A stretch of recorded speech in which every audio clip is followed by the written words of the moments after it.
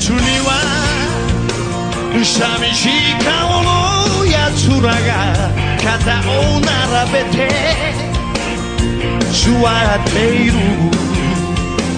背中に暮らしを引きずりながらやつらはねぐらに帰る。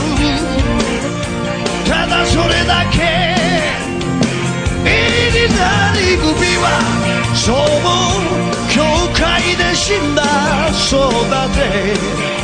でも俺は畳じゃ死なねえぞ。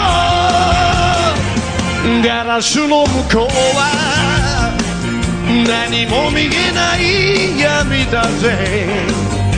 何かを見つけに